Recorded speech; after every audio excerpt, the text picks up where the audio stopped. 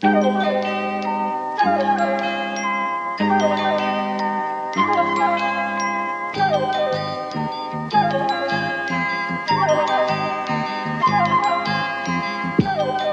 what? I don't think that Paris Marks or Ed or Jathan, as we were saying earlier, they would never play a drop of Paul Giamatti saying chicken nugget. No, absolutely not.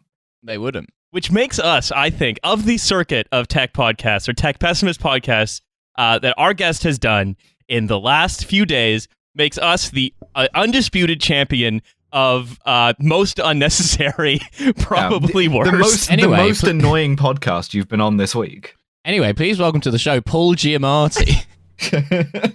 I'm a little worried that they're going to have to one-up you now, and this will just sort of spiral. Oh yeah, we're keeping this going until every tech podcast is going to become like a sort of morning zoo. Yeah, absolutely. So, if you haven't guessed already by process of elimination, hi everyone, it's TF, it's Riley, Milo, and Alice, and we are joined by Molly White, the lead on-chain Imagineer and improprietress of Web3 is Going Just Great, a really, really informative feed of all of the ways in which the crypto world just turns out to be a series of scams pulled off by the same people. That seems tech optimist. What are you doing on a tech pessimist podcast? Yeah, the name, the sarcasm does not come through very well in URLs, unfortunately. I've had a couple people think that it was a genuine attempt at chronicling just the wonders of Web3. You need to do those tags people were trying to make on Twitter for a while, where it's like /sarcasm. Yeah. So because making jokes is ableist. I wanna say just right off the bat, at the bottom right corner of the blog Web3 is going just great, there is a little flame icon that's playing on top of a gigantic sum of money. Can you tell me what that is? Yes, that's the grift counter. TM. It is the sort of running total of the amount of money that has been lost so far to the hacks and the scams and the rug pulls and all of that. So it's actually kind of a conservative number. I don't include incidents where people have like accidentally transferred money to like the wrong wallet and it's gone forever. That it's really kind of the malicious amount of money that has been sort of stolen. And we're looking at about 9.2 billion right now as of the beginning of 2021. Mm-hmm. 9.2 billion that is essentially as gone as if it became a fad for a while to throw banknotes down wells. Yes. Which would be cooler. Yeah.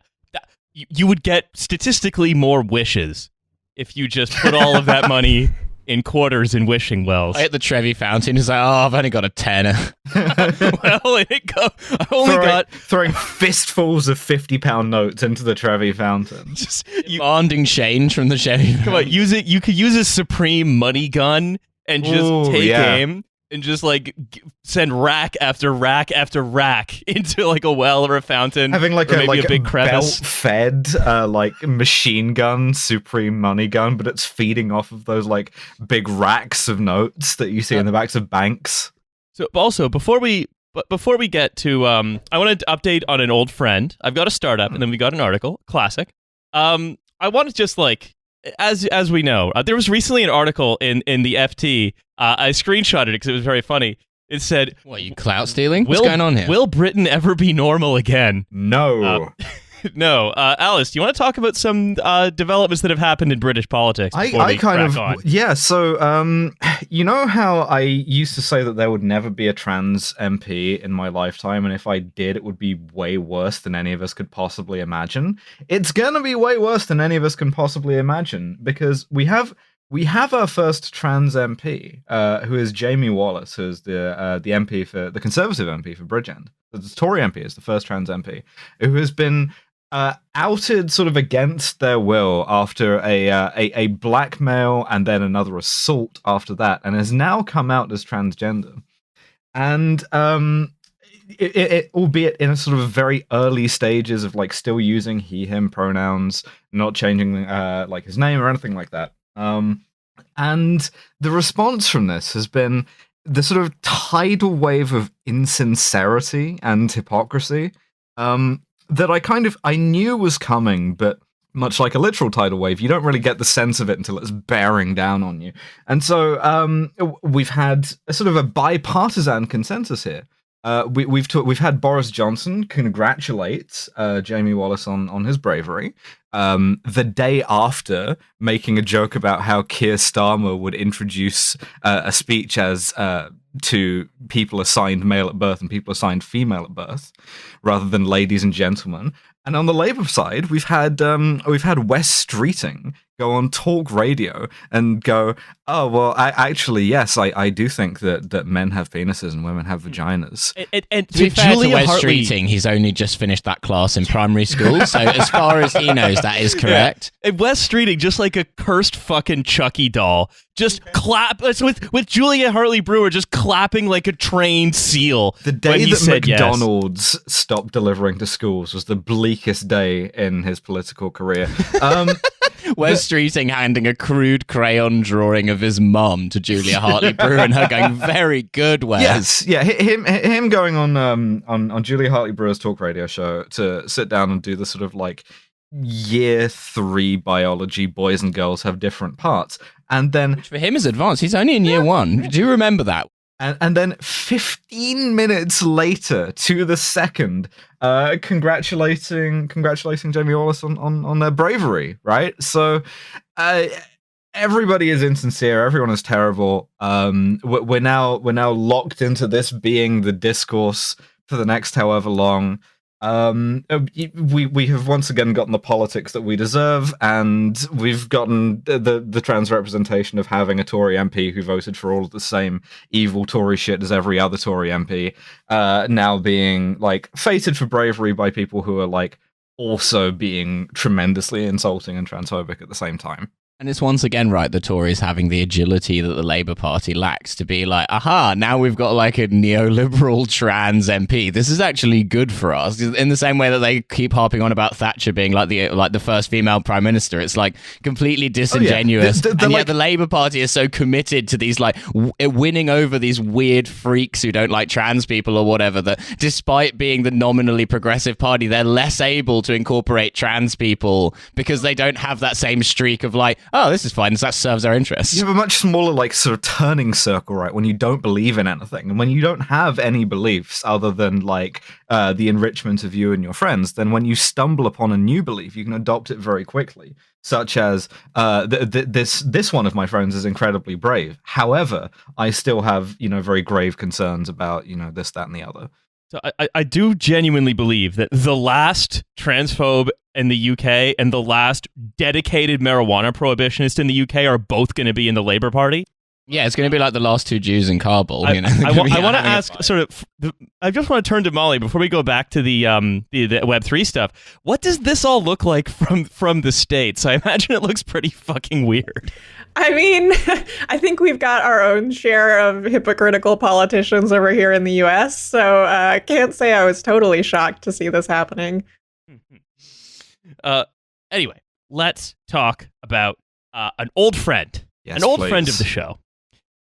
So Axie Infinity. Now, I actually also want to take this time to note that I'm actually retiring from the show because I have like 9 Axies. So like I'm set for life. I have 9 Axies. I've got like 9 people in the developing 9 world. Axies of advance. Axie Infinity was like that sort of like pseudo Pokemon Go game we talked about that was also kind of a job, right? And you collected these Axies, right? Yeah. Now, here's the thing. I've got these, and there are now people working my Axies, making money for me. I'm basically a kind of digital landlord, so I can retire from the podcast. There's nothing that might have happened recently, Molly, that would, say, prevent me from doing this, has there? Molly, why are you touching your ear to that earpiece? Yeah, coming in just now. I mean, the biggest blocker would be if you wanted to have your grand winnings that people had earned for you in any currency other than the ones used on the Axie game. You might hit a snag with that, given that the bridge that allows you to take your SLP, your smooth love potions, which is just bizarre, and sort of funnel them into other currencies, has just become basically empty, thanks to a $625 million hack that happened earlier this week, or was discovered several days ago, but happened considerably earlier. Smooth love potion is what LL Cool J calls us cum. Thank you. Very good. Would you characterize this as a sort of an all their apes gone style situation? Yes, or at least all the money that they thought that they could get for their apes is gone. Oh no! So- I needed that for my apes. So one of the ways this happens, right, is that you'll get a smart contract, and it'll say, okay, you put this amount of like ether or wrapped ether in, and then it'll spit out a bunch of tokens on this side chain. So it's like another sort of semi-private blockchain. I don't know what any of that means, nor do I care. All I can say is that this doesn't sound that smart if it's that easily suborned. It was so easy. Okay.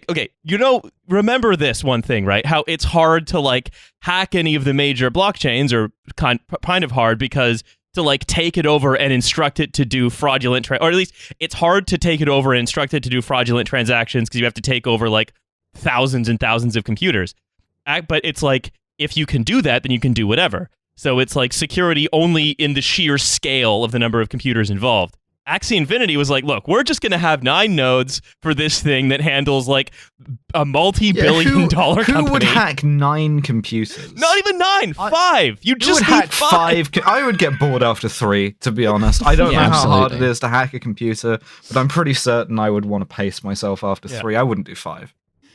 So essentially, right, going back to this, in what turned out to be a very easy hack, they managed to just drain all of the password on like 5 computers. Because the password wasn't just password; it had like a 4 instead of the A, and it had like an exclamation point. At the end, oh shit! Yeah. You're never getting that.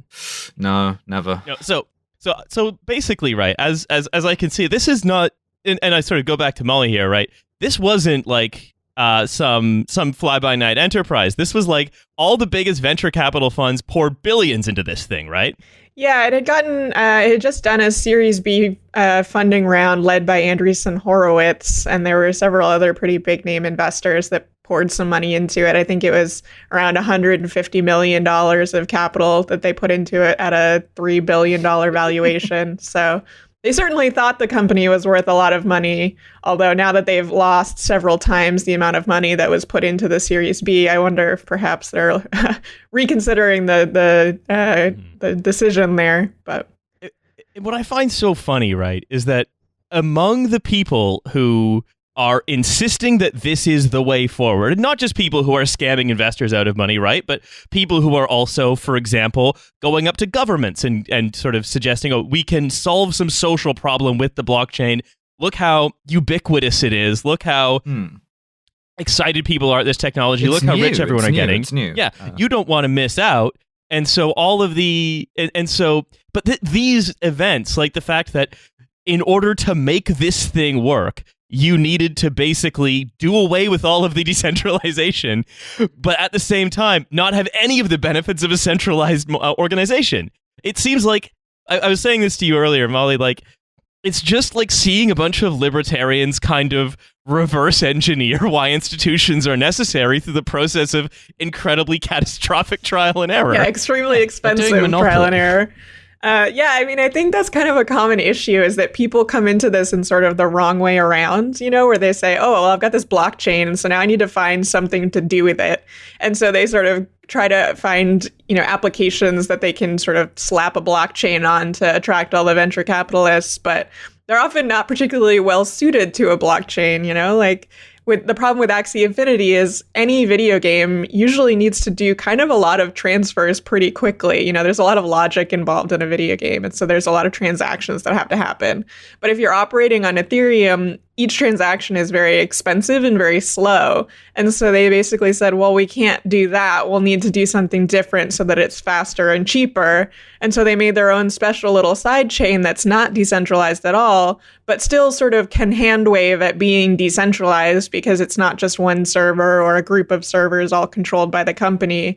And that's where they really shot themselves in the foot, because it's more vulnerable than your, average standard database that is, we've known how to secure them pretty effectively for, decades now.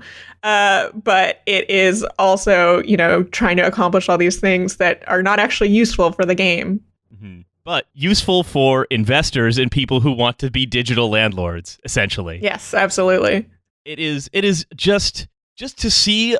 It's almost like a fractal of just projects blooming and exploding. Like if you had Colonia Dignidad, but it was in a country that was all other Colonia Dignidads, each with like little tiny differences from each. Was Colonia Dignidad primarily known for fiscal insolvency and like insecurity? I more think of it as a kind of libertarian intentional community that ran up against all of those ideas. I just like the idea of you being like, the thing about Colonia Dignidad, very insecure password choices. Yeah, that's the big issue. They only had 5 computers. Yeah. Fortunately, I've bought the collection of NFTs Colonia Dignidaddies. So speaking of NFTs, there was one. It's not even in the notes. It's something that I just saw you post about like just before coming on, Molly. Is that it also is like the number of people involved in this world is so small that you said the identity of one guy who's the subject of a Department of Justice probe about one big heist. Was revealed to be subject of a probe. Was revealed to you wouldn't. You don't want that. Was revealed to be the same guy who did the same thing for another set of barely differentiable JPEGs. Yes, and there are several entries on the website where it's the same thing. It's, just one person repeats the same scam several times, which is really easy when you can just be a JPEG of a monkey online and you don't have to tell anyone who you are and people will just throw money at you for some reason. Awesome. Yeah, pretty sweet, actually. I recall some time ago Alice making a joke about how like being a British policeman in a regional town is just constantly arresting the same 4 guys for the same 5 things and then hassling another 4 guys who you're trying to move into the first category. Yeah. And like the crypto market is basically the same thing where it's just like the same 4 guys constantly doing the same 3 scams to the same other 11 guys. This is why distributed finance has to be regulated by Surrey police. Yeah, that's right. Right. You yourself were selling an ape, is that correct to the gentleman? Oh my. So I've got a it's not really a startup, it's a Web3 project, but I've got it, and boy is it gonna infuriate Milo specifically. Oh, okay, great. I love to take psychic damage. I know that because I've already spoken with Molly about it, and I spoke with Alice about it earlier. That's right. Oh, okay. So Milo, you are the odd man out. I'm off and the way. Yeah, what's it feel like to be it? To be excluded? I hate that. It's gonna have a lasting effect on me, I'll tell you that. Are you triggered? Are you owned right now? Yeah, I'm deeply triggered. I should go on trigonometry. So Milo, I'm not gonna ask these two because they already know. Yeah. What do you think MakerDAO is? Remembering DAO is Distributed Autonomous Organization. Oh, so it's not by Peter Dow. That'd be much more fun. Makes that Or joke even every Leela time DAO comes up, and it's the only joke you can make about those. It was what Dow? Sorry, repeat that for me. MakerDAO. It's nothing to do with making anything.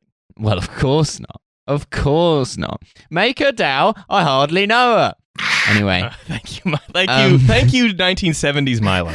70s Milo is exactly the same with a much larger moustache. That's right, and worse views. What? So it has nothing to do with making anything. Well, it's issuing something called the world's first unbiased currency. Okay, so it's a cryptocurrency. Oh yeah. Right. And it's unbiased. Unbiased. Okay. Is it like a coin that's somehow like pegged to like online content? Sort of, actually, yes. Because it's like for the makers, like the creators coin. Okay, you know what? I'm afraid you came too close. It's a coin. It is pegged to purely online content. No, it's a stable coin, so it maintains a value of $1. Okay, yeah. But you know how like there's other stable coins like Tether? They were like, no, we maintain a value of $US because we have this big box of like, crisp packets and receipts Gold, and chewed gum. Nominally, Stablecoin maintains the value of 1 horse. That's right. Because we have a horse for every single coin. That would be more useful. No, so it's a stable coin. It's called an algorithmic stable coin. And so it's a stable coin that maintains its value based on the value of other cryptocurrencies through which it maintains a dollar peg. Wildly. Yeah, so it's constantly, there is a, without going into too much detail, there is a smart contract that's constantly buying their coin, DAI, D-A-I, and buying or selling that coin or minting that coin, or or you constantly buying or selling Ethereum to try to keep the value of their stablecoin stable against Ethereum, so it's worth $1, basically. That's completely insane. Well, It's like that's They're doing Russian central bank shit for a fucking cryptocurrency. Yeah, fun, you're linking without two awesome. things that you can't link with no plausible means of linking them anyway. It's like saying I'm gonna like continue my garden fence past this post to the moon. Like how? Yeah. Wouldn't this require huge amounts of capital to like manipulate the market in that way? yes. Okay, cool, great. Good question. Asked and answered. Question two: do they have large amounts of capital? Well, they have a large large amounts of what Marx might call fictitious capital. Yes or no, please. Witness. Yes. Yes. Okay. They are probably the biggest stablecoin other than Tether and US dollar coin. They're one of the big I will say this is the first time I've heard someone say "die" out loud. I've only ever read it before. That doesn't go great when you have to actually die speak coin. it. Yeah. Diecoin, it's the first Welsh cryptocurrency. Yeah. I was Well, thinking like Bond villain currency here. Oh, okay, yeah. So, no, Mr. They Bond. say DAI is a stable, decentralized currency that does not discriminate. Fuck. And we're not racist. Yeah, that made my bowels hurt. Okay, Any- let's. Any individual or business can realize the advantages of digital money called DAI. Mhm. Yeah. So basically, what that means is it's there's going to be a turn that comes in about 5 minutes or so. This is the thing that's going to give Milo his relaxation vein in the front of his forehead. Oh, lovely stuff. You can always tell the when he's comfort relaxed. vein. Yeah. Yeah. The cool, relaxing vein.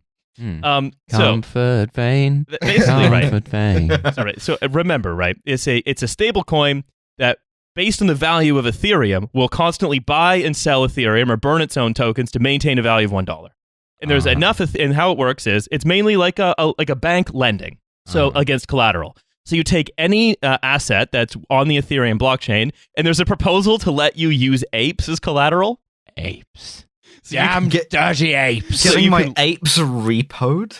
Yeah, so you could lock your ape in a smart contract, and it might get liquidated if its value drops too low. So basically, right? So you lock that away, and then you get issued DAI, and then you can use your DAI for whatever. You can stake it, you can buy stuff with it. You can't buy stuff with it because no one actually uses DeFi, but you can you have it basically, and then you can hey, I've got this. You buy You an have ape to, with of course. You have to, of course, put up more in collateral than you get in DAI because the only collateral they accept is so volatile. Cool. So you got to put up Awesome, yeah. $110 to get 100. This is Sick. this is one of those tech things that's like, we're gonna solve the massive problem when the thing starts working, so long as it survives the massive problem, right? Like your collateral is gonna be more plausible the longer this runs on. However, it's totally implausible now, and this will stop anyone from using it. It's also so funny that they want it to be worth $1, and they could achieve this by just making everyone put in $100 to get 100 DAI in actual dollars, and then that would just work. Well, they did that with Tether, Yeah. right? And they were like, well, we don't want to just put in the number of dollars and then issue Yeah. that number of Tether. We want to just issue Tether. But the thing is that Tether actually aren't doing that because, as we know, most of what's in Tether is don't worry about it. It's nothing. Yeah. So, right, they just remember this, right? It's a way to basically get loans against collateral, and they automatically buy and sell and burn to keep it at one value, right?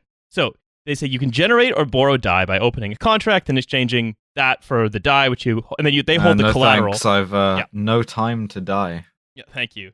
Very good. So, and then that's basically it, right? So, what I think is very funny though is that on their coin offering sheet, they say, okay, well, what are the risks, right? They say, all right, No, there's none. Don't worry about it. no risks Sport. here. Because Yeah. remember, it's a stable coin that's it's always worth $1, but only just so long as, for example, Ethereum stays worth as much as it's worth. Or thereabouts, yeah.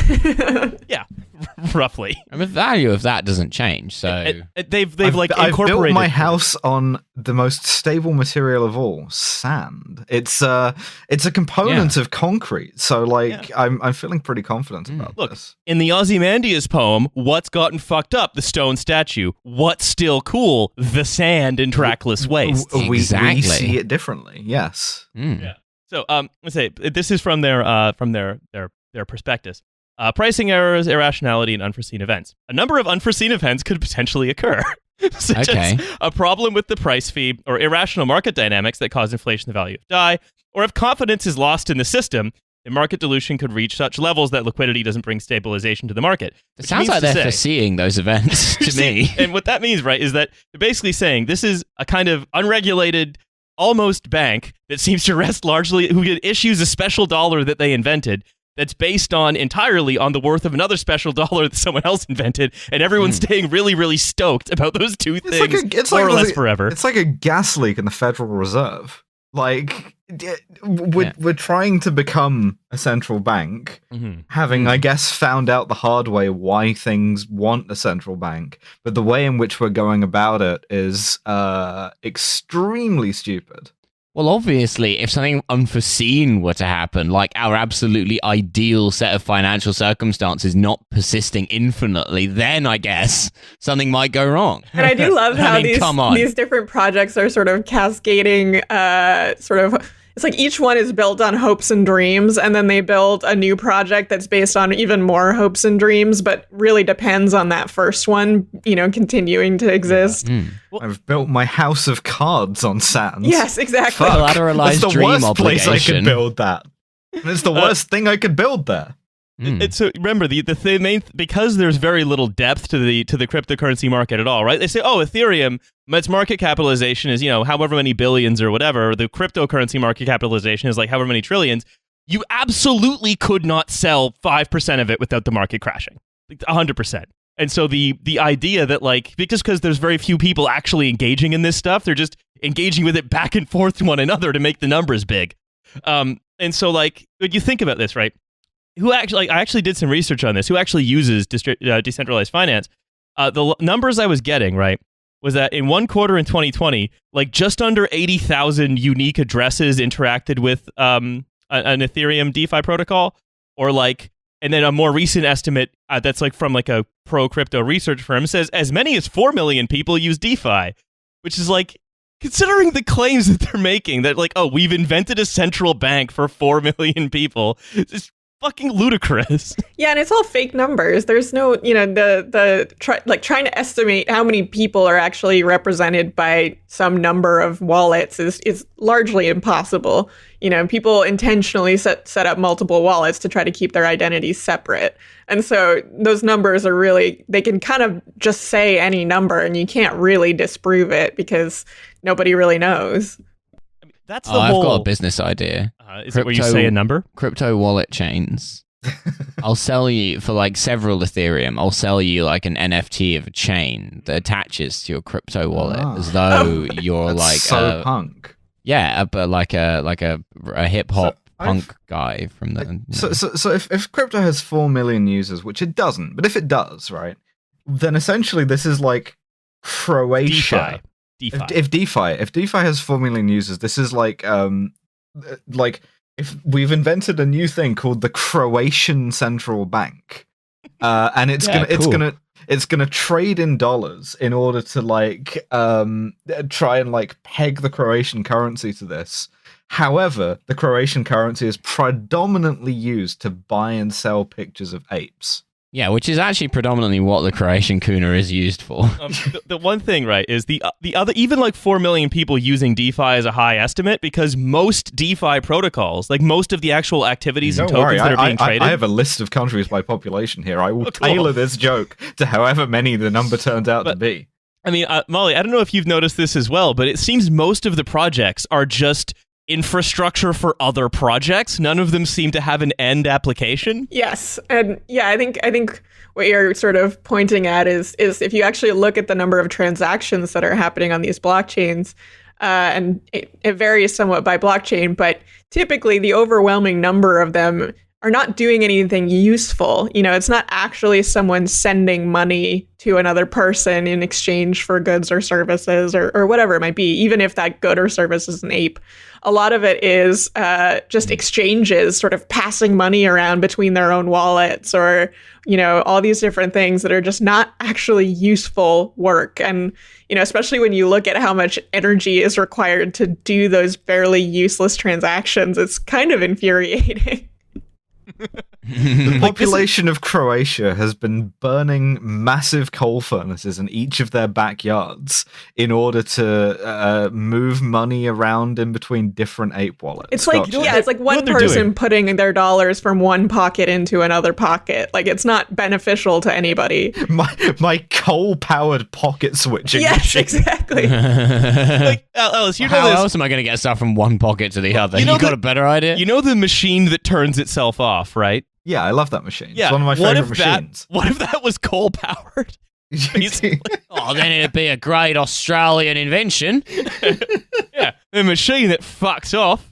Well, the machine that machine racks into the itself parliament off. here. Okay. It's a But here's the cracking thing. little Here's device. the thing, right?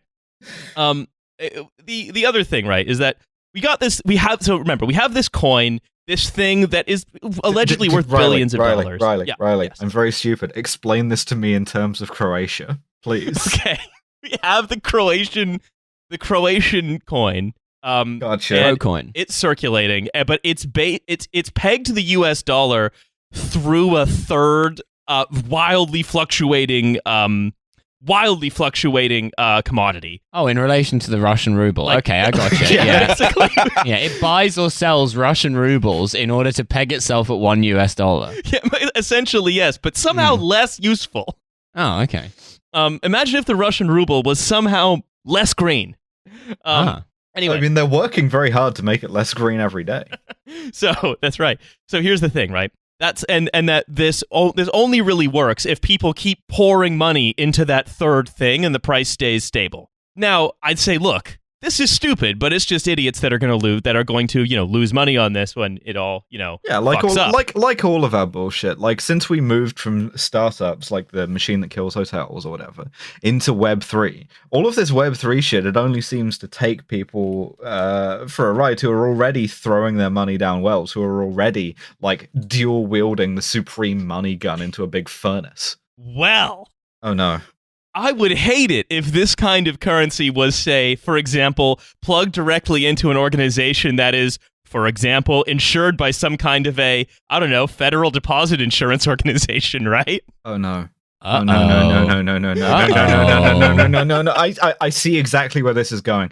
That they got to a fucking much like a crew of armed robbers, they hit a small town bank. Yes, exactly. Oh, yes.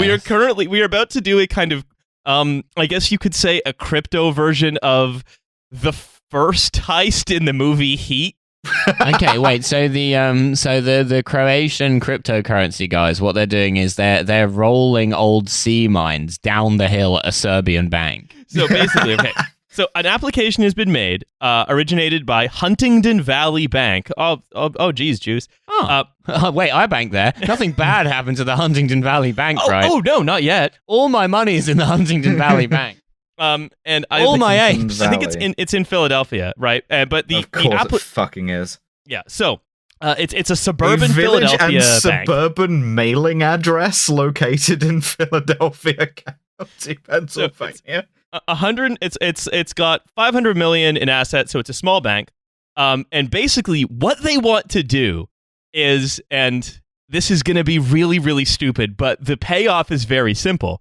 Is they want to be able to remember how I said, right? Is the way you get DAI is that you put something in like their vault, their smart contract, and it spits out DAI for you, right? The bank has said, hey, I have an idea. What if we set up a trust in Delaware and then we put a bunch of our loans that we've made to various small town construction firms or people or whatever in that trust in Delaware? And that trust in Delaware is controlled by the MakerDAO distributed autonomous organization. And then they spit out DAI for us. Now, small banks do this all the time because you need to have certain kinds of diversification if you're a small town bank. Yeah. It's even, I think, part of the plot of like a John Grisham novel. Like, it's a great seed of corruption in American public life that you have to diversify a bank's collateral. And so they go looking for someone to do it because all of these banks are always fighting all of these other banks to try and like not give away too much of their own shit to their own competitors. And so it leads them into all of these corrupt practices. But this is a new height of danger. Well, this is as you say, right? It's worse than a crime. It's a bungle. So they right? So now what happens, right? They take a bunch of loans to diversify themselves, right? They stick them in this trust. The trust spits out DAI. The bank takes the DAI, they convert it for dollars, they put it in their own accounts, and they issue more loans than they would otherwise have been able to issue based on how many dollars they hold. Which is great until Ethereum collapses, and then the bank also has to call in all of the loans that they have in the first place on the fucking like small construction business or whatever other fucking economic activity is happening in Bucks County, Pennsylvania that requires a bank loan. That's just gonna be fucking gone at the hands of crypto for some reason. It's the way I see it, right, is a tendril has poked through the veil to real space and has latched itself onto the global economy, like through this tiny bank, and has now just like put a sword of Damocles over every mid-sized construction company in this town. Molly, am I understanding this correctly? Has our fearless leader like explained this to me like well enough? Is this what's happening? Unfortunately, I think he's explained it pretty well. Oh no. And I think there's a little bit of irony here, just in that so much of the sort of crypto ethos came out of the 2008, subprime mortgage crisis. That like that's sort of where Bitcoin even came from, right? And so now we've come up with like even riskier, more House of Cards schemes based on crypto that are sort of threatening the traditional finance market, which is. So I had it backwards after all. It's not that your ape gets foreclosed, it's that you are foreclosed on by the ape. Right. Yes. Yeah. It's like, just imagine the movie Adam McKay's gonna make in 8 years. God damn. Awesome. So I bet now you're wondering, what the fuck is an ape? We have to hope. Anyway, here's an actress who's currently underage, but won't be then. To explain, we just have to hope that Ethereum like collapses in time, that it like impoverishes a bunch of people in Pennsylvania before this can like happen to more banks, and we end up doing the fucking the subprime mortgage crisis again with apes. Yeah. Enter Matt Hancock. If only. Well, it's just like if you think about this, the I mortgage crisis. I have a way of thinking about this. My way of thinking about this is that now that we have this like purported central bank, now that we have all of these other instruments of financial regulation that have finally been invented by libertarians who have learnt the hard way, I just know in my heart that the way this is going to be presented is like, this is new finance meets like trad finance, and they're working together to become stronger than ever. I don't think that's what this is. I think this is a bunch of like DeFi guys who crave the legitimacy and the safety net that is offered to trad finance and are prepared to incinerate as many people's homes and businesses as they can to get it. And I think they want to get into as many banks like this as possible in this manner, so that when Ethereum or whatever else does inevitably collapse, it's too big to fail. That's what I think is going to happen. Or what I think is they want to happen. Yeah, and I actually think it's not that different from what a lot of these organizations have already been doing, which is basing the value of their currency off of very risky financial instruments. Like if you look at what Tether is actually quote unquote backed by, it's not a big pile of US dollars sitting in a bank account somewhere. It's like very volatile commercial paper, a lot of which has links to, Chinese real estate, which is currently sort of going up in flames. So I think sort of the risky, financial instruments that are being consumed from the traditional finance system in order to sort of prop up these crypto projects is actually a lot more common than we might think it is. Oh, good.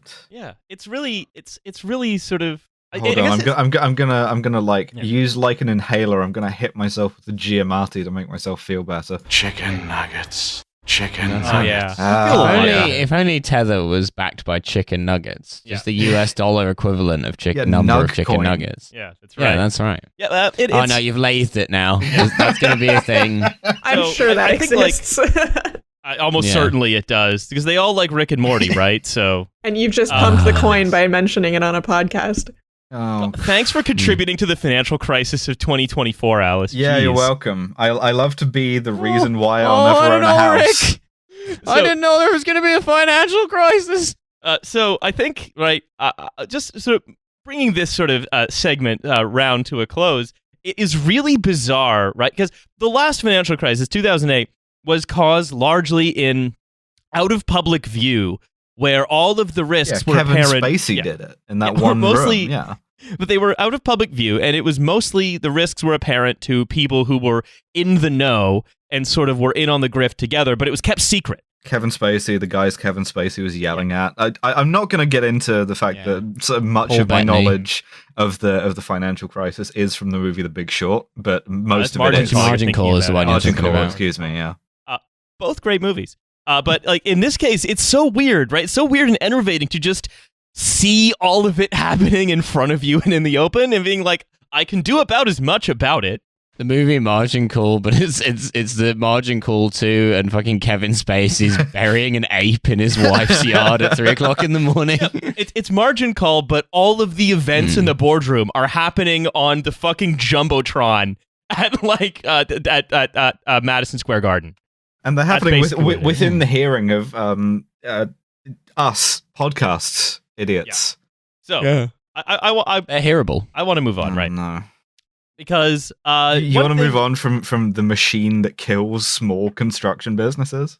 Yeah, well, I don't want to move on from it because the reason why I Okay, don't go want to ahead. move on from it is because we know for a fact that guys who had previously been small business tyrants, who had previously owned the kind of businesses that are propped up by these bank loans, whether that's like laying concrete, dealing jet skis, franchising fast food restaurants, whatever. When they lose everything, one thing that we learned in the 2008 financial crisis is when those guys lose everything, they take to doing extremely cockamamie scams to try and get the good life back.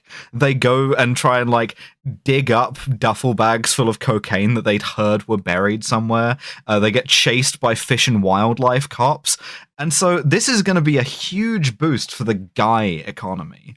We're going to get some great guys out of this. Oh, no, like definitely 9 different kinds, like 9 different Republican Congress people of a political tendency we haven't even heard about yet are being created right now in the Delaware Trust between MakerDAO and HVB. Incredible things are happening in Delaware. Tremendous things. That's true. So, I would, however, like to move on to the final segment.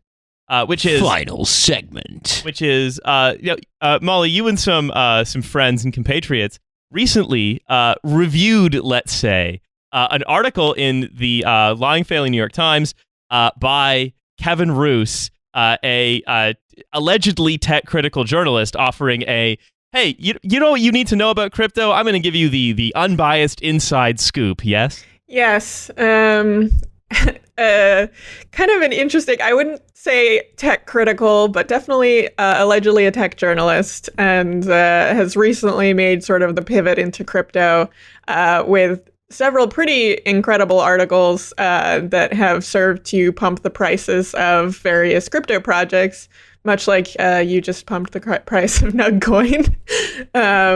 I'm so mad about Nugcoin because I know it's going to become real if it's not real now. This is insider trading. I have loads of money in Nugcoin. Yes, Trying you're to making pump your Milo. purchases Set right this now. up, yeah. Remember, it's not illegal. It's not illegal. It's not illegal for this guy to be heavily invested in anything he's pumping. And even if it were illegal, there'd be no way to fucking prove it. Nugcoin serves as a utility coin for the Nugnet platform. Fuck you. That Fuck brings you. together Fuck cannabis you. growers and Fuck you. dispensaries Fuck you. in Interact. I'm It's going to 11:30 shoot and the you with a coin is gun in real pumping, life. pumping. Let's go. Let's do it. By this time, we will have Nugcoin and Nugnet with a broad network of growers and Nugnet. dispensaries. I hate you so much, dude. Metaverse and Nug FTs. We are I'm more gonna than commit ready acts for the of violence Negaverse. against We are Nug moving FTs. forward in the development of I a know where the studio is. I'm P2E gonna get the train cannabis down growing there, and game I'm gonna in fucking Decentraland. Feed you your And own if you are cousin the did owner P2E at Durham. of the original Nug FT strain, you'll be able to harvest that strain as Nug FT. All strains within the metaverse will be available as commons, while Nug FTs will be considered first editions. In-game merchandise will also be available for Nugcoin. I'm gonna get a sniper rifle. What are you going to do with it? I'm gonna shoot you with it to death. Are they really? Is it real marijuana that they're harvesting, or is it metaverse? Conceptual marijuana. Yeah. It appears, well, it's one of these things where it's like, oh, if you hold the Nug FT, then you get invited to like events. So it's like being in like an email chain. There's but also no physical nugs to be found. Well, that would depend on somebody, I think, giving you a nug. No, this is purely a picture of some weed. Okay, great. For the metaverse. So you can have to remember when you go to work in the metaverse wearing your Iron Man suit, not to bring your picture of weed with you. Yeah. Oh yeah. Love a picture of weed. Yeah, you can't smoke your 10 out of 10 cheese. your weed NFT before you go to your metaverse job, or you might get fired.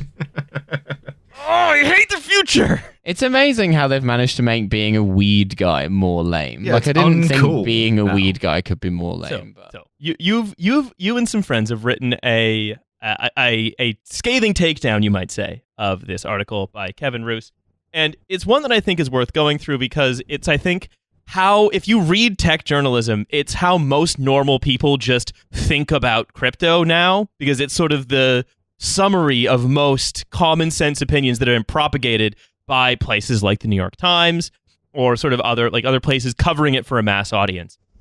So I'm going to read from this article, and we are going to talk about what Kevin Roos says. Yeah, you're going to talk about it. I'm going to sit here seething about Nug Coin.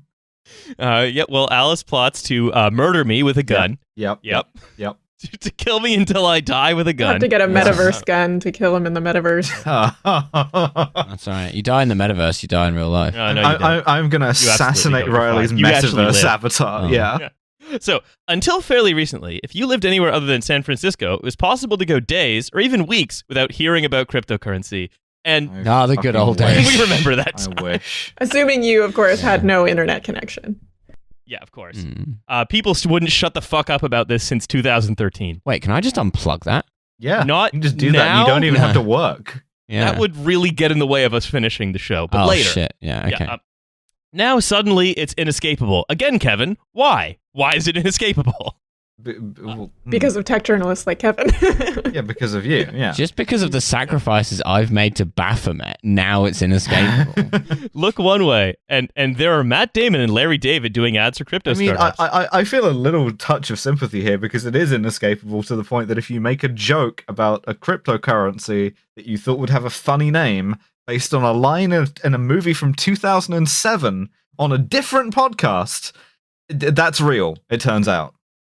Now, however, the meaning of nug is different in nug coin don't because it's care. a weed nug, not I a don't chicken care. nugget. There's probably a nug Fine. coin on some other chain that represents metaverse chicken nuggets. Can I interest you in one of Pepsi's new mic drop NFTs, or maybe something from the Applebee's Metaverse Meals NFT collection, inspired by the restaurant chain's iconic menu items? You're bothering to go into the virtual realm so that you can go to an Applebee's? That's a cheap restaurant. You can just go there in real life. What if you're in Britain? Yeah, no, you make a good point there. Yeah. You could go to See, an the equivalent Brit- the restaurant. You go to British- TGI The Fridays. British person's fondest dream is to go to an Applebee's. Could go to a Little Chef. There you go. They should do proper British metaverse. Have a metaverse Little Chef. That's what I think. Yeah, I'm in the Should have a big metaverse breakfast wimpy. NFT. Yeah. So, That's right. this is another funny one that I sort of want to especially draw your attention to, Molly, as well. Today, the crypto market is valued at $1.75 trillion. That is sure a real number. You could realize that valuation right away, like that, right? Absolutely. Yes. Yeah. No source cited for that, by the way. So we just had to sort of guess where maybe he pulled that number from, which I think is actually just the ticker at the top of the coinmarketcap.com website. Like that. Every time I Googled the number 1.75 trillion, it was just other websites directly citing CoinMarketCap. So some questions there on the research quality. Well, you know that that's a good valuation because they did the valuation of themselves, and who would know more about how much the stuff was worth than the people who made it? And Makes a lot of also, sense. if your thing has no value other than just to trade for other things, which are only valued at how much money of the real money someone's willing to dump into this thing, then that's totally a real and legitimate number. And you should get in, before it goes to 2 or 3. Legally, it's not investment advice. So, as it's gone mainstream, again, Kevin, I wonder why. Crypto has an unusually polarized discourse. Its biggest fans think it's saving the world, while its biggest skeptics are convinced it's all a scam. an environment-killing Yeah, no, speculative right. That's bubble. some just classic like New York Times neutrality there. Absolutely. Yeah, well, this one side says it's saving the world. This other side says it's all a scam. But we're going to get to bottom of this yellow cake situation. Yeah. One person says Pol Pot's a genocidal maniac. The other person says he's a much misunderstood man. Who's to say? No one can say if it's good or not. It's just very polarized. I You know, one of the things about what happens when one group of people are right and another group of people are wrong is that there's a great deal of polarization between them. Say its biggest fans think it's saving the world, while its biggest skeptics are convinced it's an environment-killing speculative bubble orchestrated by grifters and sold to greedy dupes, which will probably crash the economy when it bursts. Does anyone remember what we were talking about 15 minutes ago? No. Mm. No cool. coin, probably. It's cool how he's doing, it might be in the New York Times, but he's doing the Spectator thing of including a paragraph which is like obviously true to then go, but that's not going to happen. Anyway, on to my opinion. Yeah. I've been writing about crypto for nearly a decade. Really? And you still write like this? You still say this? You've been writing for a decade and you haven't like contended with a stablecoin, for example? I've mostly Just- been like recycling the same article. Yeah. No, it's the best own on people who disagree with you, which is to repeat a very well thought through and accurate criticism of the thing you're writing about in a silly voice. I'm gonna fucking listen to the Clout Court Twitter account. Yeah. Oh, it's destroying the environment and none of the coins have any inherent value and most of it's just people shuffling their own money around to make the number go big. Blah, blah, blah. Have you ever considered that it's cool? I agree with the skeptics that as much as the crypto market consists of overvalued, overhyped, and possibly fraudulent assets, and I'm also unmoved by the utopian sentiments shared by pro-crypto zealots. But as I've experimented more with crypto, including, and this is the biggest fucking line in the entire thing, including accidentally selling an NFT for more than $500,000 at a charity auction last year, I've come to accept that it's not all a cynical money grab. Yeah, more than a few people said accidentally what? Like, that's just such a casually, he just casually drops that into the article. And it's such a bizarre, I don't know why the Times decided to allow him to do that. It is completely against basically any reputable publication's ethical requirements. But Kevin Roose has a very rosy view of crypto, and I suspect some of it comes from that accidental $500,000 sale he made a year ago. Yeah. No. Now, it looks like a cynical money grab, environmental catastrophe that none of its stated aims are possibly achievable.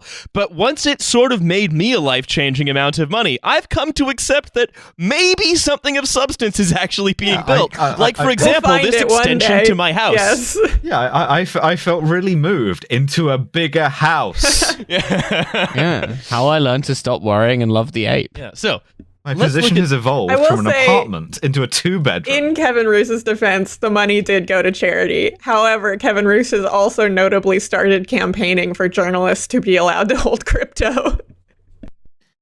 yeah, because he was like, oh, if I could hit, well, you know what? Because he basically he was at a charity casino, put like a stack of 40 chips on like 23, right, and it hit. And he was like, journalists should be allowed to play roulette, Yes. okay? He says, so let's look at some of the claims that he makes. So he says, look, crypto wealth and ideology is going to be a transformative force in our society in the coming years. Oh, well, he's not wrong. Molly, how do you assess that claim? I mean, he's not wrong. It has transformed several things in pretty terrible ways already, so I can't disagree too hard with that. But he does just sort of take that on faith that it's going to have this enormous, transformative effect on society, with the implication that will be positive, which is kind of a strange thing to say in an article that purports to be very neutral.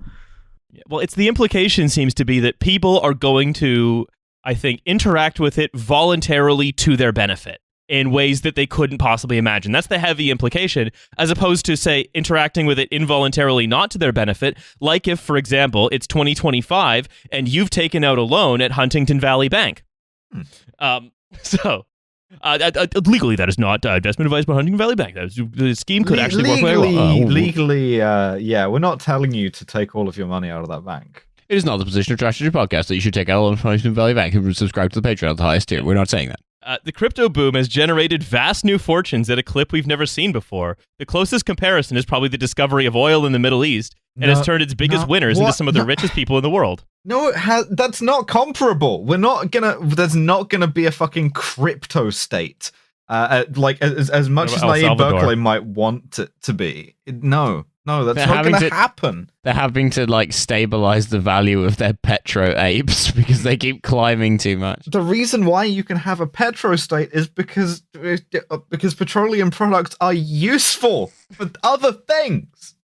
Can you imagine how cursed the crypto UAE would be? I think we're already going there. They're trying to do that. All of these petro states that are now like, oh shit, we got to do something about this, because we've probably already hit peak oil, and therefore we need to find something else to prop up our economy. They're all doing crypto now. Yeah. Oh yeah. Like, you think that fucking Neom isn't gonna have a crypto intentional community? ExxonMobil actually is getting into Bitcoin mining. I just found that out the other day. Yes, cool. How can we destroy the environment in a new and different way? Very much like cigarette companies getting into vaping. I do love how it's love of the game at this point. I love how crypto and Web3 is going to remove all the power from the big powerful companies with ExxonMobil mining Bitcoin. And also, they say like the closest comparison is discovery of oil in the Middle East. But again, what did the discovery of oil in the Middle East do for the global economy? Everything way better.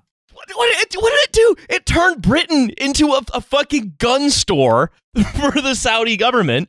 It created, I won't go too much into this, I think I've talked about it before, it created the phenomenon of petrodollar recycling, which basically is why so many states in sub-Saharan Africa have like interest payments on their debt that is like, I don't know, bigger than one another's GDP. Like, that's what it did. It's just not ask what it did. It was just big. All he just sees a big number. It's good. It'll be good. God, I hate the New York Times so much. Crypto's madcap meme-crazed online culture. You thought this would fucking get Milo, but now it's your relaxation vein that's going. Well, I thought that the No, actually, I can see it is his Henning veins that has popped up. Hello, Riley's very annoyed. See, Crypto's madcap meme-crazed online culture can make it seem frivolous and shallow, but it's not. So, okay. Thanks, Kevin. That's a relief. Cleared that one up. It's not. You have once again fallen for my Kevin ruse. Yes, it's actually all fine. Let's see you come up with that kind of joke, Jathan. I'm sorry, I love you. Cryptocurrencies, even jokey ones, are part of a robust, well-funded ideological movement. How's it well-funded? Why is it well-funded? Again, where's funding coming from? No link, no citation, just statements. Don't worry about it. Yeah. Much like the discovery of oil in the Middle East, a lot of it's funded by oil from the Middle East. A well-funded ideological movement that has serious implications for our political and economic future. Bitcoin, which emerged out of the ashes of the 2008 financial crisis, again, I think a really interesting article would say, and also is sowing the seeds of the 2028 financial crisis. First caught on among libertarians and anti-establishment activists. You think you're going to make it to 2028? It first caught on amongst people who wanted to buy drugs, child pornography, and hitmen. Yeah, it was created. That's primarily. It was created by the libertarians and the anti-establishment activists. It was the early adopters who were the Silk Road guys. The amount of stoners who will never recover from the fact that they had like 4 Bitcoin in a wallet somewhere in 2009, and then they got so stoned and lost the hard drive. That's now worth like whatever $200,000. There's still a guy going through. I think 4 Bitcoin's got to be worth a lot more than that now. Yeah, it's worth like $200,000 or so. That's what I said. Yeah, but there is one guy in Wales who's just mournfully going through. He's trying to get the council. He'd offer the council half of the money if they help him find it. Yeah, and in the funniest British local council move, they were just like, "No, we need money, but no, I've lost my die coin. Can anybody please help me find it?" So, but the other thing, right, is it's turning back to Molly as well. Like, for as much as it talks about like a kind of intentional community of mutual respect and freedom or whatever, like unsurprisingly, it's also it's always been ridiculously right wing, right? Yeah. Yeah, I mean, the whole thing came out of the idea that like the central bank is causing inflation to hurt your wallet. You know, it's got some really sort of right-wing conspiracist origins that are sort of weirdly downplayed these days. And to give it legitimacy as well, right? He says, and now it's starting to get political. Not that it was ever political before, right? Oh, it's God, now no. starting to get political because we're seeing a swell of crypto money headed towards the U.S. political system. And again, it's not like fucking Herbalife ever spends millions of dollars on lobbying either. Yeah, lobbying is No, only that means good. it's legitimate. Yes. Yeah. That's right. Like what I'm saying, I guess, is that despite the such fucking what a crack piece of writing. What I'm saying, I guess, in an op-ed, fuck off, is that despite the goofy veneer, crypto is not just another weird internet phenomenon. It's an organized technological It's much movement. worse. That's right.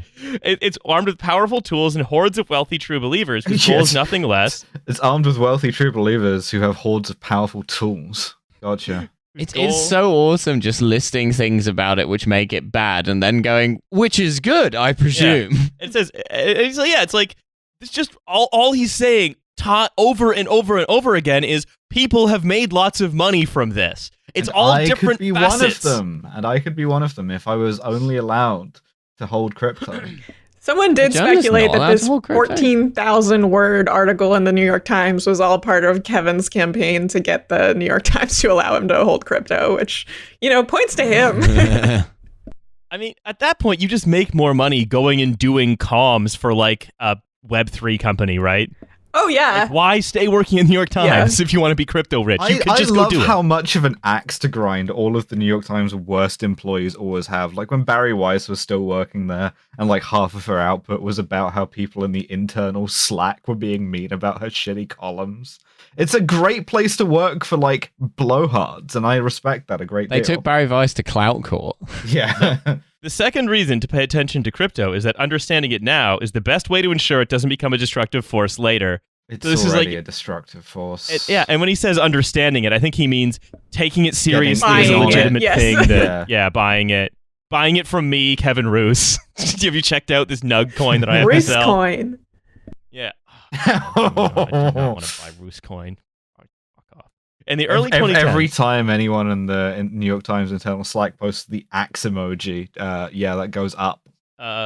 Roos token info, thebittimes.com. Excuse me? Well, I'm looking. Roos token. Oh. The contract?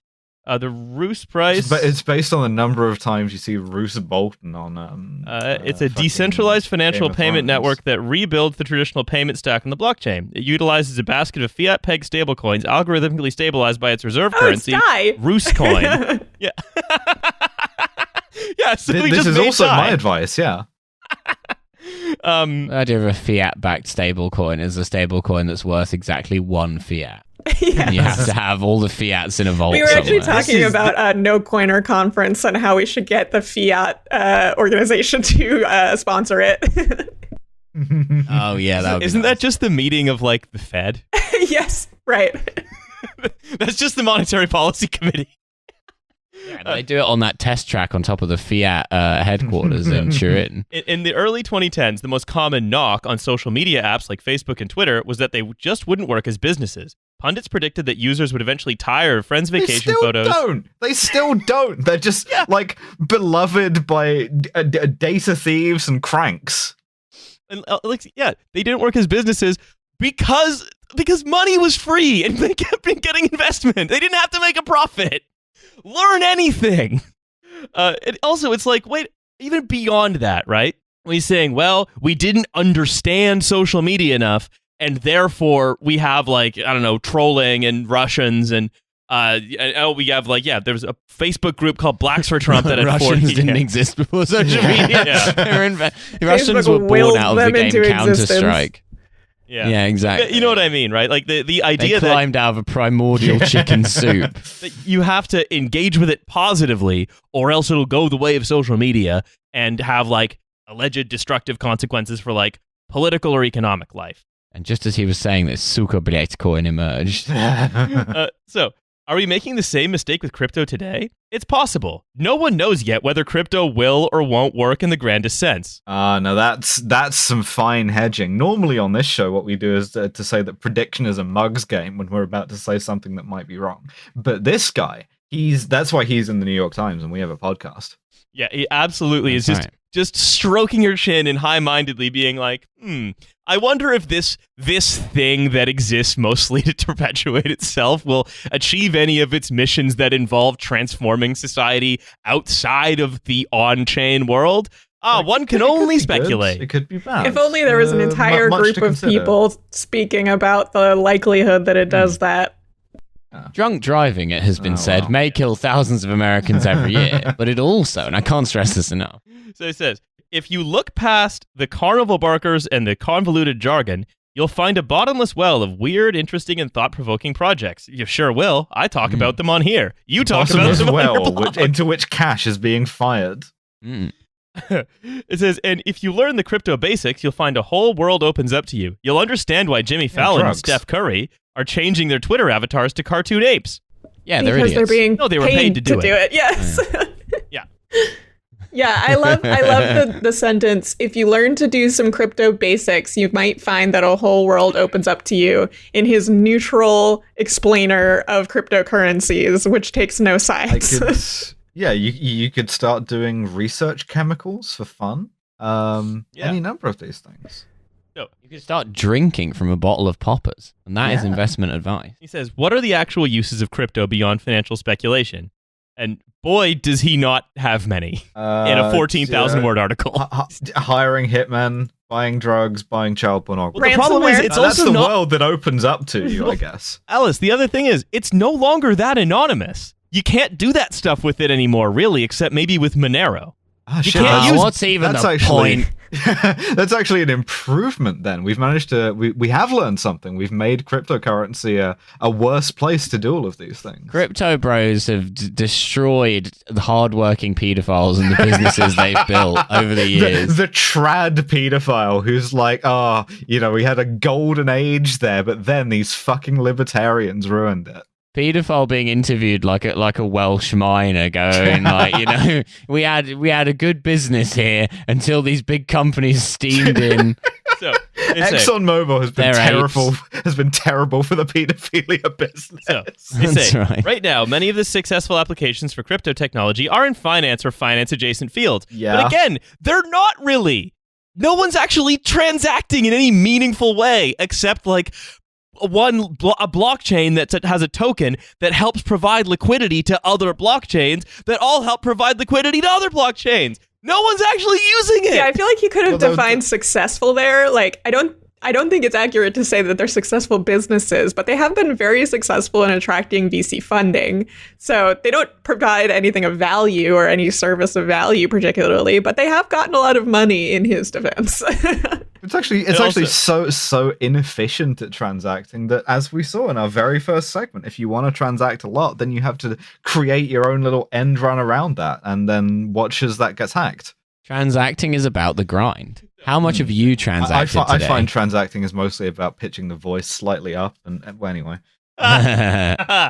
Yay. Do I transact like an AGP? Non-financial I told you last uses. time, yes. These non-financial uses are still fairly limited. But crypto fans often make the case that the technology is still young. But again, Molly, is the technology still young, despite the fact that most people believe it is? Absolutely not. In fact, the whole article is titled The Latecomer's Guide to Crypto. So it's really weird that he says several times in here that it's still the early days of crypto. But I've made the argument repeatedly that it's not the early days. Bitcoin was invented in like 2008 or 2009, which in technology years is like 100 years ago. We've had a lot of technological progress since then, but blockchains have yet to find a particularly valid use case aside from, again, ransomware, buying drugs on the Silk We've Road. had 6 Fast and Furious movies since then. Progress, I'm telling you. Yeah, exactly. Still haven't been able to find a niche for them either. But Paul Walker coin. Here are some of the non-financial uses he does come up with, which is really funny. Storing medical records. Terrible idea. It's like he found Atrocious. the worst possible examples.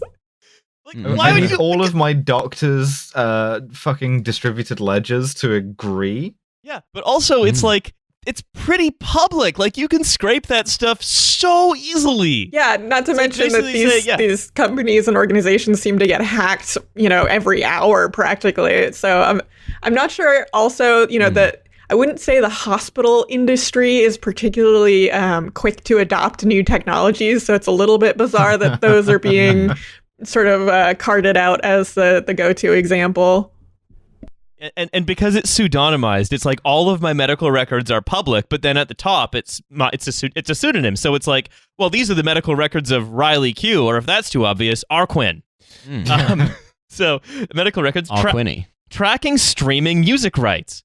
What? Also terrible. Every artist who gets involved, it's just used to defraud actual artists by people who are like defrauding them. I mean, artists do love to be defrauded. I'll say that. The use case of DRM, but worse, has been so common in these Web3 projects for books and music, and it's like everyone wants to do DRM all over again. Well, it's because they can't. They just look at whatever's around them, and they just think, "Could I crowbar this onto a blockchain?" They're just like, "Oh, what do I do? I stream music. Can I put that on a blockchain? Maybe." Yeah. DRM, short for dat real money. That's right. I go on social media, so they're like, "Oh, I could host a social media platform where you could never delete anything ever." Cool, awesome. Yeah, we love Imagine if you could never delete a post on social media, or if someone else posts about it's you. It's called the International Space Station tweet. Or if someone else posts about you, you can't get it taken down if they post your personal information. Nope, that's on there forever now. All you can do is just click on a button that makes it more and more deep fried. Yeah, like as you said, Al, we made it proposes to make the entire internet into kiwi farms. And again, you can kind of get a sense of the sort of background and animating impulses of a lot of the guys behind crypto stuff. Yeah, I mean, there's this sort of overwhelming belief, it seems like, that any form of moderation is bad. When, in fact, I would say that probably the majority of actions taken by social media moderators are actually probably pretty good.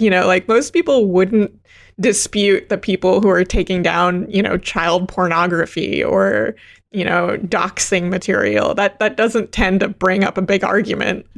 All of the fucking poor Facebook moderators who were traumatizing with endless gore videos because they have to watch beheadings and things some like Mexican that. cartel behead somebody. Yeah, exactly. Yeah, so just he comes up with what must be the worst imaginable use cases in a world of no good use cases. And so I'm going to come to the end here, but he says, okay, so at the end of it all, is it a pyramid scheme or a casino? And he says he interviews one of the small number of people he actually quotes in this article. Going to the Luxor in Las Vegas. Is this a pyramid scheme or a casino? Thank you very much, Alice. I really enjoyed that. No worries. Matt Huang, a prominent investor, spoke for many crypto fans when he tweeted, "Crypto may look like a speculative casino from the outside, but that distracts from the deeper truth." From the inside, you can see it's 4 triangular walls slanting to one central point. Slanting? Slanting? Is that some sort of extra fancy British it's word? Swedish for slanting. The casino is a Trojan horse with a new financial system hidden inside. There's just so many metaphors here. There's a casino with a Trojan horse inside. Oh, look, you're waiting to be the Trojan horse is full of Greek apes. My Trojan War themed casino. Ella, I'm a fucking monkey, eh? I'm going to go inside the Troy into the casino. I'm going to throw a plate. Yeah, the early Greek Air Force. Yeah, that's right. Before they had planes. Yeah, the Greek army. Using a hoplites, using a big plate as a shield. I love that. It's just you could. It's a casino is a Trojan horse with a new financial system. These are all new good financial things. system. A new financial system that, again, we've argued isn't actually that new. It's just they were like, wait a minute. They regulated all the stuff you can do with money, or at least they regulated a bunch of it. Someone else already did supply chain financing. What if we invent money too? What if we did money too? And then, we could put the money too into a casino and put the casino in a Trojan horse and send that into Troy, which I guess is the world. And famously, after the Trojan horse got into Troy, it did great for Troy. Good, yeah. Yeah, because then they had a big horse that had a casino inside. With all these Greek cool, apes. That That was a weird peculiarity of Troy law, was that you could only have a casino if it was inside a horse. So this says you could argue at that position or dispute how much this new financial system is actually worth. And I will. But crypto investors, and me by implication, clearly believe it's worth something. What? What Yeah, but specifically? Many It's of like them are with that stupid. expression. It's like that expression where there's smoke, there's probably good things. Go check it out. Yeah. Go sprint at it as fast as you can. And you know what? Start taking your money gun and firing your money at Over the source horizon. of whatever the Yeah, smoke yeah, is. yeah. We need suppressing money! Pour it on him! Danger close, danger Yeah. close. I need a rack. Partly that's because it's totally unregulated, but that's only because it's still early and making new rules takes It's time. not early. It's not early. And it keeps getting more and more regulated as all of these guys figure out why regulations exist in the first place when they're on the wrong side of something.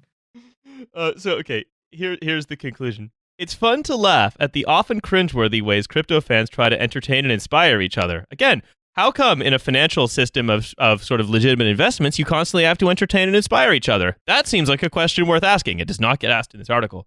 Hey, Riley, this is men supporting men, okay? This is real. This is get taking the toxicity out of masculinity. By focusing too much on their behavior and customs might mean missing what's genuinely novel, and depending on where you sit, either exciting or dangerous, about the technology itself.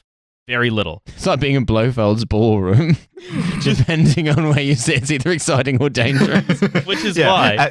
That's why we're inviting you as a society to touch your hand to this metal plate. Yeah, just sit down in this chair that is above this slowly closing trapdoor. That's Definitely right. not going to open again. Are those sharks under there? Don't worry about it. Which is why when I asked my friends, when my friends asked me how to talk to their crypto-pilled relatives, shut the fuck up, Crypto pill. I advised them to start by trying to understand what's gotten them so excited in the first place. I'm ape mode. I'm crypto pilled. So at the very end of this, right, it is yet another crypto journalist who's unable to talk about the how this is fucking stupid. And I mean, I just want to bring it back to the realm of ordinary people, right? Like, what's in this for ordinary people, do you think? I mean, that's one of my biggest concerns. That's why I've gotten into writing about crypto and talking about crypto in the past, half a year or whatever, is that it seems like more and more these projects are trying to appeal to ordinary people. And outlets like the New York Times are helping them enormously by publishing these entire enormous articles about, pretending to be very unbiased while basically selling you crypto. I didn't really have any issues with crypto back in, 2010 or whatever, when people were just, using it to, transact to Buy child pornography, as was their right. Back when it had soul. So please go ahead. back when it was sort of like the niche investors who were trying to mine it, and again, in like the ICO boom, I didn't have too much of an issue with it either, because it was all just or at least it was primarily just risky investments that were happening by people who sort of knew the risks that they were taking. But now that it's being sort of bundled up and repackaged as a way that you can, invest your retirement savings, or, maybe your grandma should get into it with her pension, or all of these different things, even children should be getting into this with these NFT games. That's where I get really, really concerned. And so, this sort of presenting of this article towards the average person, the person who's reading the print version of the New York Times with their coffee, really concerns me. Oh no, my retirement apes. Yeah, because that's the thing, right? It tends to be, ordinary people who end up holding the bag because they keep getting promised at every turn by supposedly neutral authorities, by hucksters selling the latest cure, even in ways that they didn't know about, by, say, getting involved with a bank that's getting involved with one of these blockchains, right? They're exposing themselves to possibly having a worse life than they could otherwise have had, to enrich, one of, four guys who it turns out is just, the same guy behind the same rug. With a different ape picture, yeah. Exactly, yeah. Four guys who's one guy with four different ape pictures. So, as much as it's silly, it's something that is I think a real danger to people we actually care about. Yeah. As opposed to just crypto investors. Yeah, it's sort of, I feel like I've noticed a big shift almost in the past couple of months that I've been doing my Web3 is Going Great project, where it was funnier at the beginning, like when people would buy a dumb JPEG with way more money than they should be throwing into something like that, and then it would get hacked, and then they would say things like, all my ape's gone. And, it's kind of easy to laugh at those situations where it's people who made dumb investment decisions with like more money than they knew what to do with. But I feel like recently I've been seeing more and more examples of people who an exchange is hacked or a DeFi protocol is hacked, and they say things like, that was my life savings. Or recently there was one where someone had not only put in their life savings, but they'd taken out a loan from a family member and put it in there, and they were basically begging to get that back because it was going to ruin them. And like, that stops being funny. That's hard to laugh at, I think. Yeah, absolutely. And I think it's just another example of one of these, very exciting, fun, boosted tech developments that's just, the same shitty wine in new bottles. Yeah, it's going from affecting nerds to real people, and that's the real tragedy. And as a nerd, That's right. I'm only okay when it is nerds who are being impacted. Yeah, exactly. That's like nerd on nerd. That's like blue on blue. Once it starts affecting civilians, that's really dangerous. So I just want to say, Molly, it's been a real blast having you on the show today. Thank you very much for coming on. And I recommend everyone checks out Web3 is Going Just Great, which we will, of course, link in the description. Thanks so much for having me. Non-sarcastic website. Yes, a very, very earnest title. Absolutely. Well, with that being said, don't forget, we have a Patreon. It is $5 a month. You can subscribe to it and get a second episode every month. Milo, you look like you have something to say. Oh, yeah, thank you, Riley. I have plugs. The 12th of April, Smoke Comedy. That's in London. You can come to that. There's also the 1st of May. I'm filming my show, Pindos, which some of you may have seen. It's the show from 2019. It's a good show. I'm filming it. It's a big venue. I'm not going to lie. It's a bigger venue than I was looking for. Please come. It's in London. It's on Sunday afternoon. What else are you going to do? 17th of April. I'm in Brighton, my favorite city in the UK. And I'm saying that because I want to. You can get tickets to that. There's a link to my website in the description, which has all of the dates on it, and you can just pick on the one that you want. Are you doing anything with your friends in April? Maybe some kind of a live we got the show? Trashfuture live show, which is 20th? almost sold out. So, What? yeah, bruv. So okay. get your tickets to that. Or maybe don't. And also, I can trail this on the 3rd of May. There is going to be a Britanology live show. It's very limited tickets, and it's also going to feature Johannes Vonk and the Clogheads. Yeah, it's going to be one ticket. I'm going to be the one with the ticket. Yeah, Riley's I'm going to be see there. That's the tickets for that are on the Trashfuture website, but you're going to want to. God, we used to do long plugs, then we didn't do very many plugs. Now we're doing long plugs again. We gotta let all these people go. So once again, Molly, thank you for hanging out. Thank you for listening. Don't forget to subscribe to the Patreon and check out Web3 is Going Just Great. Bye, everyone. Bye. Bye.